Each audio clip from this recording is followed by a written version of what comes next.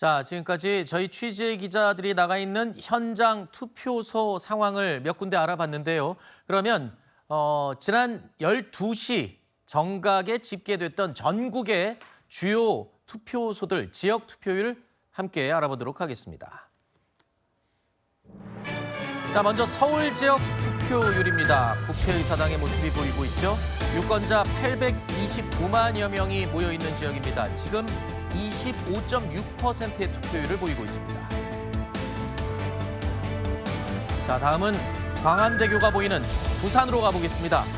유권자 266만여 명 가운데 이 시간 현재 44.7%의 투표율이 나타났습니다. 대구 지역 보겠습니다. 사전 투표율은 가장 낮았지만 오늘 본투표율이 가장 높은 지역으로 꼽히고 있는데요. 35.1%의 투표율을 보이고 있습니다.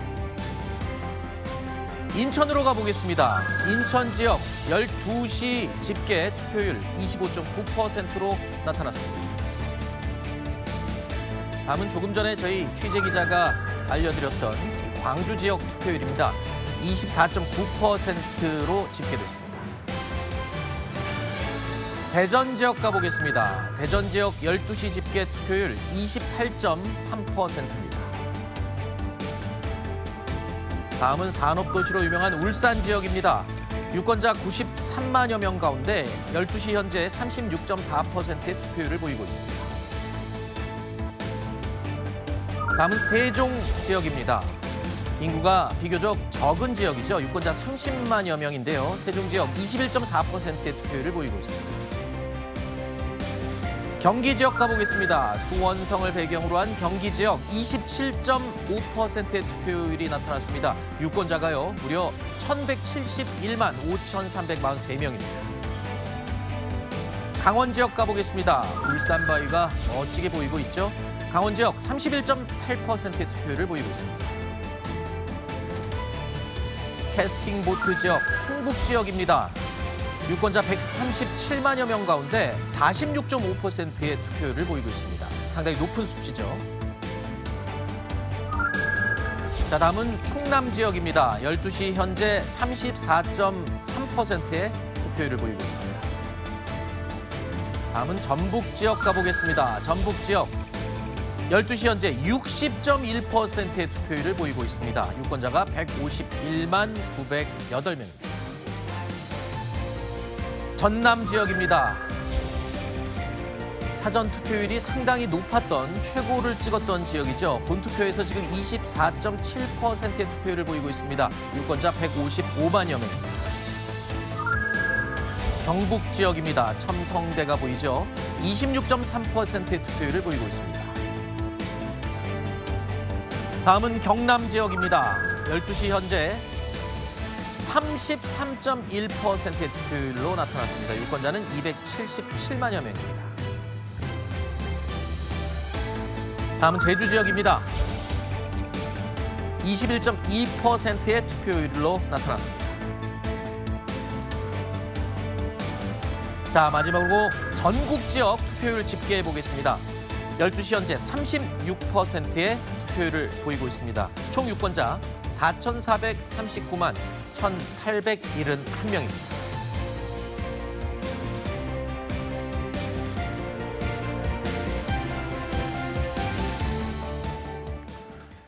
자, 이번 대선은 그 어느 때보다 투표율이 관건으로 꼽히는 그런 선거이죠.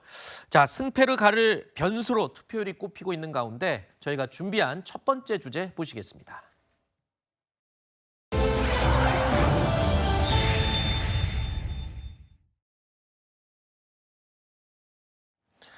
자, 오늘 투표율도 지난 대선과 비교하면 같은 시간대보다 높은 것으로 나타나고 있습니다. 자, 사전 투표의 열기도 뜨거웠었는데요. 저희가 투표율 비교해 보도록 하겠습니다. 지난 대선과의 투표율 시간대별 비교입니다. 자, 지역 투표율은요. 대구 지역이 최고 28.7%, 전남이 최저 15%. 이거는 지역별 투표율 지금 낮 12시 기준 투표율이고요. 지난 대선 때와 비교한 투표율 그래프를 좀 보여주실까요? 네. 자, 추이를 보면 시간대별로 저희가 기록을 해놨습니다. 자, 시간대별로 보면은 20대 대선에서는 오전 7시에 2.1%로 시작했는데 이번 대선 시작부터가 높습니다. 2.4%. 노란색으로 표시된 이 곡선이 이번 21대 대선 시간대별 투표율입니다.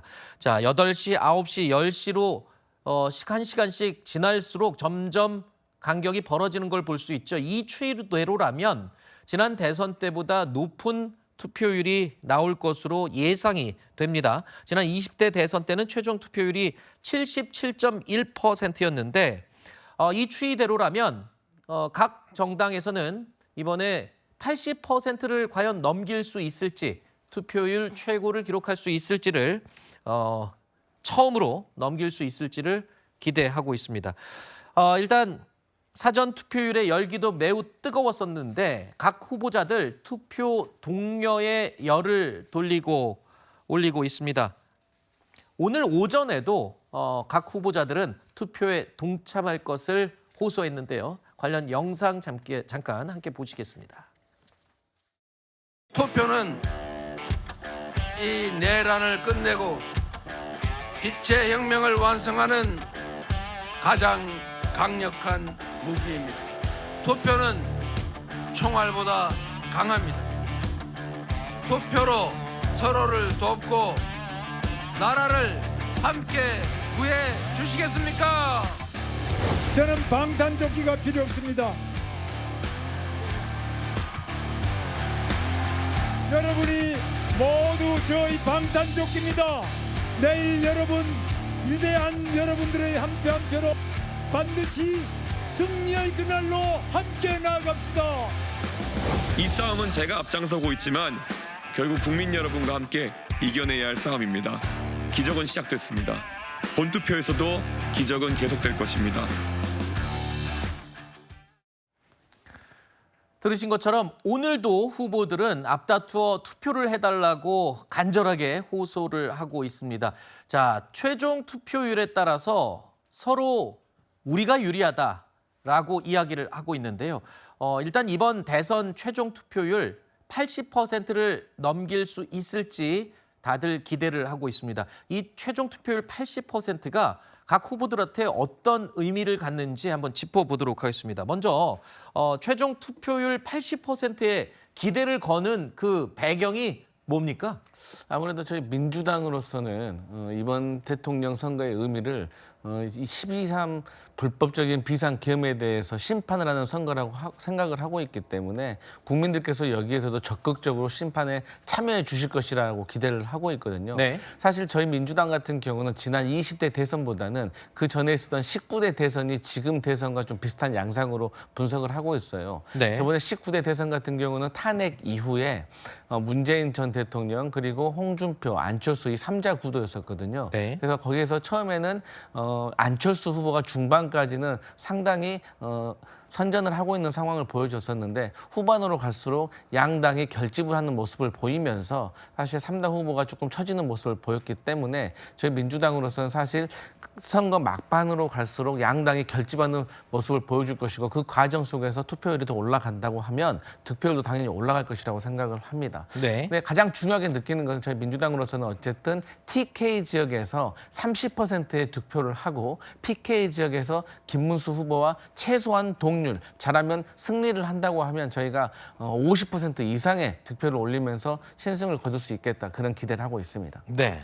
일단 80%를 넘기는 게 이번이 처음은 아니고요. 두 번째가 될 텐데 지난 대선과 비교해서는 그만큼 투표율이 높아진다는 거는 뜨거운 열기를 반영하는 것이다. 투표율이 높으면은 일단 심판 선거기 때문에 민주당이 유리하다 이렇게 해석을 하고 있지만 국민의힘에서도 이번 투표율이 높을 경우에는 이 김문수 후보가 유리할 것이다 이렇게 또 해석을 내놓고 있잖아요. 그렇습니다. 투표율이 높아지는 것이 어느 후보에게 유리할지는 막상 이 투표함 뚜껑을 열어서 개표를 하기 전까지는 장담하기가 어렵습니다. 네. 더더군다나 지난 대선 때 77.1%였고 그 전에 치러진 19대 대선도 77.2%였습니다. 이번 대선이 과연 역대 대선과 비슷한 수준인 77%대에 머물 것인지 아니면 80%를 넘길 것인지에 따라서 이 각 후보 진영 간의 유불리가 달라질 수 있다고 보여집니다. 왜냐하면 지금까지의 대선 여론조사, 이것은 역대 대선 투표율을 가정했을 때 후보들에 대한 유불리를 예상해 본 것이기 때문에 예상을 뛰어넘는 투표율이 나온다라면 기대하지 않았던 또는 투표를 포기할 것으로 예상했던 유권자들이 투표장에 나와서 투표를 한 것이다, 이렇게 볼 수 있기 때문에 네. 특정 후보에게 표쏠림이 나타날 가능성도 있기 때문에 투표율이 높아진다는 것은 지금까지의 예상을 뛰어넘는 개표 결과가 나올 수도 있다. 이 불확실성이 커질 수 있다는 점을 예고하고 있기 때문에 이 투표율, 특히 8시까지이기 때문에 역대 투표에 비해서 오늘은 2시간 더 이 유권자들께서 투표를 하실 수 있기 때문에 그만큼 투표율이 높아질 가능성은 남아있다, 이렇게 볼 수 있을 것 같습니다. 네. 민주당 쪽에서는 이 투표율이 높다는 것은 그만큼 심판의 의미가 강한 것이다. 그렇기 때문에 민주당 후보가 유리할 것이다. 이런 지금 해석을 해주셨고, 국민의힘 측에서는 투표율이 높아진다는 것은 그만큼 불확실성이 커지는 것이다. 그런 만큼 지금까지의 추이의 변화를 반영할 수 있다. 이런 요소로 해석을 또 해주셨습니다. 그런데 이번 투표율과 관련해서는 또 상대적으로 다른 현상이 나타난 투표가 있습니다. 사전 투표와 본 투표율이에요. 지역별 특성 중에 대구 지역 같은 경우가 사전 투표율이 가장 낮았었는데 지금 이 시간 현재 투표율을 보면 대구가 지금 전국에서 가장 높아요. 그리고 또 반대로 전남 지역이 사전 투표율이 가장 높았었는데 본 투표율은 또 낮은 걸로 나오고 있습니다. 자, 이런 것들로 볼 때 과연 투표율이 높으냐가 특정 어느 누구에게 유리하냐라고 이렇게 단정지어서 말할 수 없는 것 같아요. 네, 그렇습니다. 사실 이제 결과물을 봐야 정확한 분석이 가능할 것 같기는 한데요. 왜냐하면 사실 전남 지역 같은 경우에는 사전 투표율이 매우 높았던 지역인 만큼 또 당일 날에는 이미 투표하신 분들이 많기 때문에 투표율이 조금 낮아질 수 있는 상황이겠죠. 근데 다만 이것이 어떤 TK 지역에서 사전 투표율이 낮았던 점에 주목을 했던 이유는 뭐 유난히 낮기도 했기 때문에 그런 것도 있겠지만 다른 지역들에 비해서, 근데 그것과 별개로 이 보수 지지자들이 사실상 지금 분열된 것이 아니냐라는 점에 좀 주목을 해봤던 겁니다. 네. 물론 뭐 부정선거에 대한 우려라든지 혹은 사전투표에 대한 불신을 조장하는 이야기들이 일각에 있었기 때문에 사전투표에 대한 단순 불신으로 하지 않으셨을 수도 있지만 네. 한편으로는 이게 경선 과정에서 기습적인 어떤 후보 교체를 시도했다가 굉장히 내부에 큰 잡음이 일어났던 일도 있었고 네. 그뿐만 아니라 윤 전 대통령이 이 선포했던 12.3 불법 비상계엄 때문에 치러지는 대선이기 때문에 보수 유권자로서 어떤 전통적으로 보수를 지지해 오셨던 분들도 사실 이번에 보수 진영에 좀 표를 주기가 어렵다, 힘들다, 혹은 고민된다라는 생각을 하셨을 수 있다는 거죠. 그래서 아마 여러 가지 정서가 복합적으로 작용한 게 아닌가 싶습니다. 아까 대구 지역의 투표소에 나가 있던 현장 취재 기자 말로는 이런 얘기를 했어요. 대구 지역의 사전 투표율이 가장 낮았었는데 본 투표율이 전국에서 지금 현재 제일 높은 이유가 보수 유권자들이 사전 투표에 대한 불신이 크다. 그렇게 얘기를 했었거든요. 그럼 왜 그런 겁니까? 아까 부정선거에 대한 뭐 의심 뭐 이런 것 때문에 그렇다고도 얘기를 했었는데 실제로 그렇습니까? 보수 유권자들의 성향이? 사실 부정선거론이 수면 위로 끄집어내지기 전에도 PK, TK 지역들은 사전투표율이 좀 낮은 추세들이 있었습니다. 실제로 이게 누군가 조직적으로 특정인을 당선시킬 목적으로 작당을 했다라고 하는 부정선거 음모론을 저도 신뢰를 하지 않습니다만 네. 선관위 어떤 관리 부실 문제, 그러니까 사전투표제를 오로지 관리할 정도의 역량이 현재 선관위에 있는가에 대해서는 단연간 문제 제기가 되어 왔었거든요. 네. 일단 이번 선거에서의 사전투표의 부실 선거 문제뿐만 아니라 지난 대선에서도 소쿠리 투표를 비롯해서 특정 후보의 이미 이름이 찍혀 있는 투표지가 발견된다라고 하든지 여러 가지 문제점들이 이미 보도가 된 사실이 있습니다.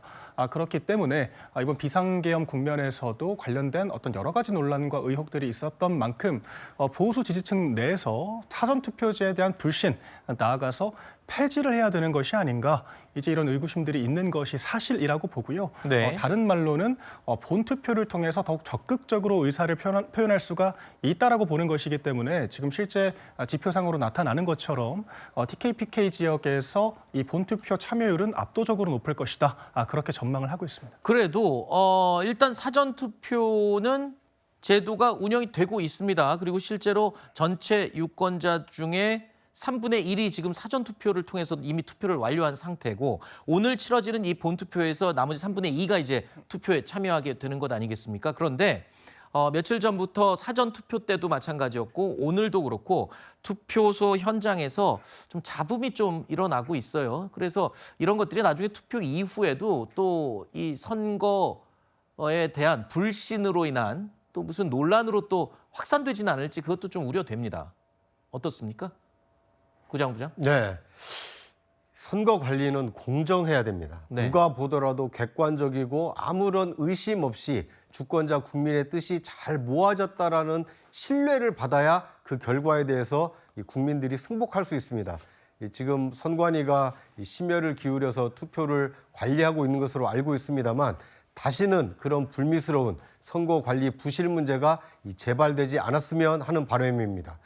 지금 저희가 오늘 본투표가 진행이 되면서 어느 지역이 본투표율이 높고 어느 지역은 투표율이 낮다 이렇게 말씀을 드리고 있습니다만 잠시 후 1시가 지나고 나면 사전투표와 본투표를 합산한 종합투표율이 중앙선관위로부터 발표가 됩니다. 네. 그렇게 되면 이 사전투표를 할 것이냐 본투표를 할 것이냐는 주권자인 국민의 선택입니다. 자신의 어떤 형편에 따라서 편리함에 따라서 사전투표를 선택할 수도 있고 또는 투표 당일인 오늘 투표를 할 수도 있습니다. 이 종합적으로 투표율이 집계가 되면 어느 지역이 많고 적은지 우열을 좀 비교 분석이 가능할 것 같습니다. 앞서 말씀드린 대로 호남 지역의 경우에는 사전투표율이 높았기 때문에 본투표율은 상대적으로 낮아 보입니다만 1시 이후가 되면 합산한 투표율은 이 다른 지역과 비슷하거나 오히려 좀 높은 결과가 나타날 가능성이 있어 보이고요. 대구의 경우에는 본투표율이 높다고는 합니다만 사전투표 비율이 낮았기 때문에 합산했을 때에도 다른 지역보다 더 높은 투표율을 기록할지는 이 합산 결과를 지켜볼 필요가 있어 보입니다. 네. 지금 전국에서는 지금 한창 본투표가 진행되고 있는데 지금 말씀드린 것처럼 저희가 조금 전에 살펴봤던 12시 집계 전국 지역 투표율은요.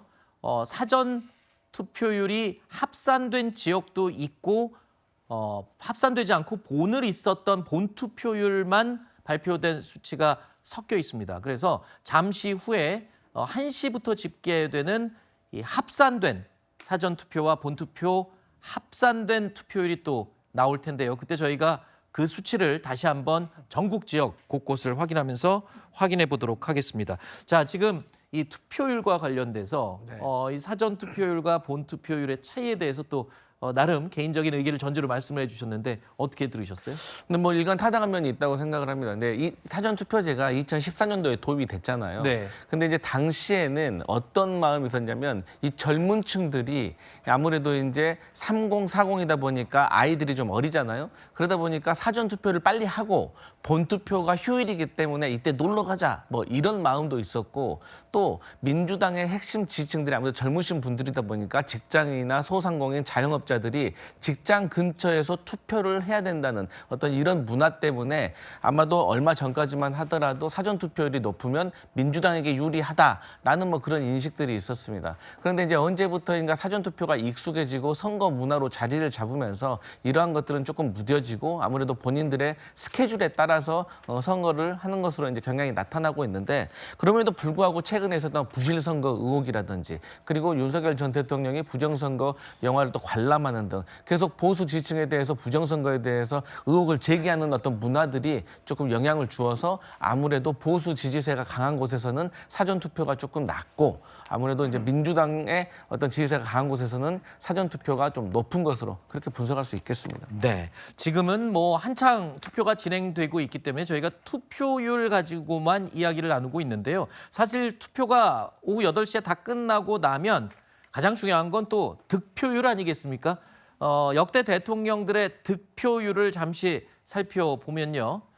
박근혜 전 대통령 51.55%로 대통령이 당선이 됐고요. 문재인 전 대통령이 41.08%였습니다. 그리고 윤석열 대통령이 전 대통령 48.56%로 당선이 됐었는데 이번에 새로 당선되는 대통령은 과연 역대 18대 대선 51.55%를 넘을 것이냐 또는 과반을 과연 얻을 수 있을 것이냐. 이게 왜 중요하냐면요.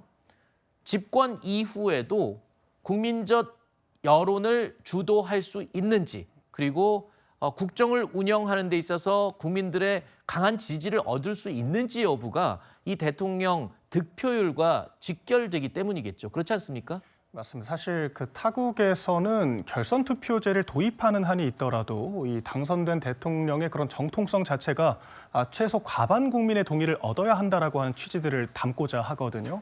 우리나라 같은 경우에는 제도 자체는 없지만 양당의 어떤 진영 구도가 상당히 강한 측면으로 당선되는 대통령이 과반에 육박하는 지지율을 얻는 경우들이 많았습니다. 다만 이번 선거 같은 경우에는 삼자 구도라고 말씀하시는 분들이 많죠. 약간 양 정당이 집결을 하면서도 개혁신당 이준석 후보가 상당히 약진을 하던 그런 선거였기 때문에 특정 후보가 과반을 얻기엔 조금 어려움이 있지 않을까. 이제 그런 예측도 해볼 수가 있을 것 같고요. 만약에 이재명 후보가 지금 3권의 사법부는 차치하더라도 입법부의 사실상 대표로 수장 역할을 하다가 지금 행정부의 수장이 되고자 하는 상황이기 때문에 저는 견제 심리가 또 상당히 작동할 수도 있다라고 보거든요. 그렇기 네. 때문에 그런 정통성 여하에 대해서도 국민들께서 종합적으로 판단을 해서 좀 균형의 가치를 실현하고자 하지 않을까라고 하는 예측도 조심스럽게 해보겠습니다. 네. 그러니까 지금 박민영 대변인께서는 이준석 후보의 득표율이 김문수 후보와의 단일화 실패로 인한 이 쪼개기가 아니라 이재명 후보와 김문수 후보의 득표율을 각각 어느 특정 비율만큼 뺏어갈 수도 있다. 이런 가능성을 지금 예측을 해 주신 것 같습니다.